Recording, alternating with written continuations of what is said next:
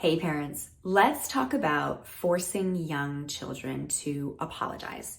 This is a hot button topic because there's so much social pressure around having sort of nice kids and good kids and all of that. But here's the thing. Toddlers and preschoolers do impulsive things all the time with no intention to harm. They just don't have a frontal lobe yet, right? No upstairs brain. So they don't have self-control, they're impulsive, they're spontaneous. It's one of the most wonderful things about them. And it's also one of the most challenging.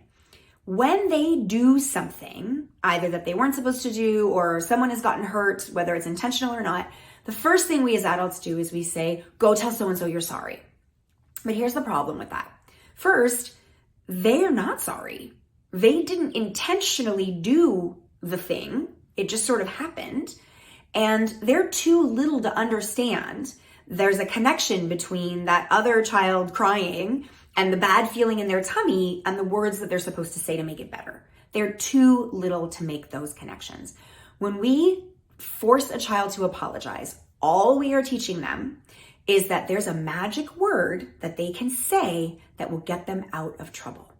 If I say sorry, mommy won't be mad at me anymore.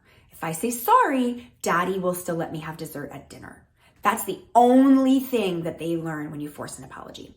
Instead, if we focus on making amends, it starts to build empathy and perspective taking. Again, there's a maximum limit to how much empathy and perspective taking a toddler or a preschooler can do because their brain development has not caught up yet.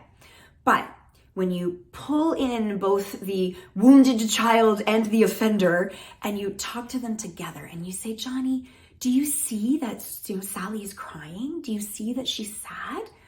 Yeah, what could we do to make her feel better? And then generate some ideas, right? It might be that all Sally wants is a hug. Maybe Sally just wants her toy back. Maybe Johnny can draw her a picture. See what they come up with. Things that will make the other person feel better, right? Helping them clean up if they've made a mess, right? All of these things focus on how can I make amends as opposed to just forcing an apology and parroting what the grown-up has asked. So that's this week's toddler tip. Stay tuned for more.